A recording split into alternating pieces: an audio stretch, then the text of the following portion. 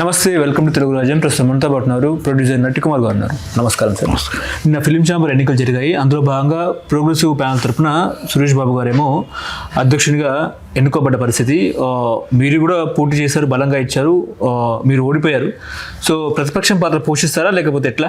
గెలిచిన వాళ్ళకి అభినందనలు, ఓడిన వాళ్ళకి శుభాకాంక్షలు. ఎందుకంటే ప్రతిపక్ష పార్టీ పాత్ర పోషించడానికి ఏదైతే కమిట్మెంట్స్ ఇచ్చారో ఆ కమిట్మెంట్స్ని మేము చేయించవలసిన బాధ్యత, వెల్ఫేర్ ఏదైతే ఉందో మా మెంబర్స్ మాకు ఏదైతే బాధ్యత ఇచ్చి వాళ్ళని గెలిపించారు, మమ్మల్ని ఓడించారు. అంటే ఓడించారంటే అడగమని మా తరపు నుంచి అడగమని మాకు వేశారు. అన్ని 8 ఓట్లు, 4 ఓట్లు, 3 ఓట్లు, 1 ఓటు తేడాతో ఓడిపోయాం. ఓకే, ఏది ఏమైనా గెలిపే, ఓటమే అంగీకరించాలి. 31 వాళ్ళకు వచ్చాయి, 17 మాకు వచ్చాయి. ఏమైనా సరే ఉద్దండులు అందరూ కూడా దాంట్లో ఈసీలో ఉన్నారు. ఏమి జరగాలో అన్నీ కూడా చేయగలుగుతారు. సురేష్ బాబు గారు గెలిచారు, అభినందనలు. అలాగే మన నాగవంశీ గారు గెలిచారు, సెక్రటరీ అశోక్ కుమార్ గారు గెలిచారు, అందరూ గెలిచారు. మీరు ఇచ్చిన మాట ప్రకారం నిలబడండి. మేము ఇచ్చిన మాట ప్రకారం వాళ్ళేం మాట ఇచ్చారు, మేము ఇచ్చాం. మెడిక్లైమ్ ఇచ్చాం, వెల్ఫేర్ ఇచ్చాం. అలాగే మేము మొత్తం టోటల్గా మాకు 20% ఆక్యుపేషన్. అంటే చిన్న సినిమా బతకాలి అంటే 20% ఆక్యుపేషన్ మల్టీప్లెక్స్లు ఇవ్వాలి. ఆ 100 రూపాయల టికెట్ పెట్టాలి, 50 రూపాయల తినుబండారాలు ఉండాలి. ఎందుకంటే అది ఆయనకే వర్తిస్తుంది, సురేష్ బాబు గారికి. చేస్తాడా, మళ్ళీ మోసం జరుగుతుందో చూడాలి ఒకటి. అలాగే 5 గంటల 2:30 షో, 2:30 షో అనేది కంపల్సరీ కావాలి. ఎందుకంటే చిన్న సినిమా బతకాలి. ఎందుకంటే పెద్ద సినిమాలతో పాటు 4 షోలు వేయడం, మేము నష్టపోవడం, మిమ్మల్ని ఇబ్బంది పెట్టడం, మిమ్మల్ని మాట్లాడడం మాకు ఇష్టం లేదు. మాకు 2:30 షో వేసారు అనుకోండి, మాకు బాగుంటే 4 షోలకు వెళ్తుంది, బాగాలేకపోతే 1 షోతో ఆగిపోతుంది. ఎందుకంటే రాజాసాబ్ అనేది 300 టికెట్ అనుకోండి, మా టికెట్ వచ్చి 100 రూపాయలు. అదే మాది 300. రాజా వెడ్స్ రాంబాబు సినిమా వెళ్తుందా? అంటే మాది 100 ఉందనుకోండి, దానికి వెళ్తే దీనికి మేమేమన్నా 20% ఏమంటున్నాం. ఒక షో ఇవ్వండి, 20% ఆక్యుపేషన్ ఇవ్వండి, 80% మీ ఇష్టం రేట్ ఇచ్చుకోండి. మాకు వద్దు.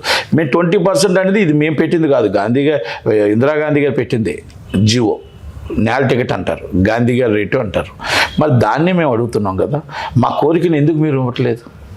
మరి కార్పొరేట్ కంపెనీకి దారదత్తం చేయడం కాదు. పేదవాడు బతకాలి, మిడిల్ క్లాసు బతకాలి, ఉన్నవాడు బతకాలి. పేదవాడు ఎంటర్టైన్మెంట్ అనుభవించాలి, మిడిల్ క్లాసు ఎంటర్టైన్మెంట్ అనుభవించాలి, ఉన్నవాడికి ఎంటర్టైన్మెంట్లు, ఉన్నవాడికే పార్కులు, ఈ మల్టీప్లెక్స్లు ఉన్నవాడికి అంటే కాదు కదా. పేదవాడు కూడా మల్టీప్లెక్స్ లోనకెళ్ళి సినిమా చేయాలి, చూడాలి. అంతే తప్ప లోనకెళ్ళి సినిమా చూడకుండా బయట నుంచి చూసి మా తాతలు మల్టీప్లెక్స్ చూసాం కాదు.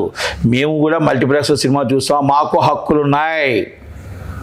మేము ఓట్లకే పనికిరాం, మేము అన్నింటికి కూడా పనికొస్తాం. మాకు ఇస్తున్న జీతం ఎంత, మాకు ఇస్తున్న పెన్షన్ ఎంత అన్నీ తెలుసుకుని గవర్నమెంట్లు కూడా జీవోలు పాస్ చేయాలి.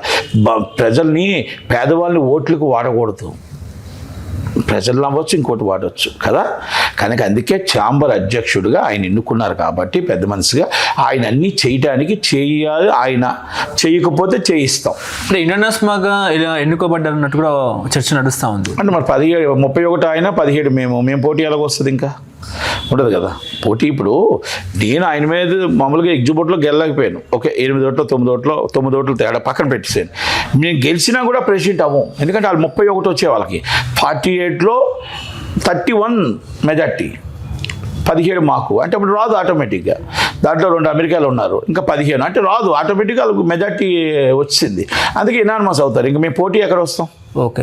కనుక గారు కూడా మా అమ్మాయి ఆల్రెడీ, అంటే మాకు చైర్మన్ ఒకటి వచ్చింది.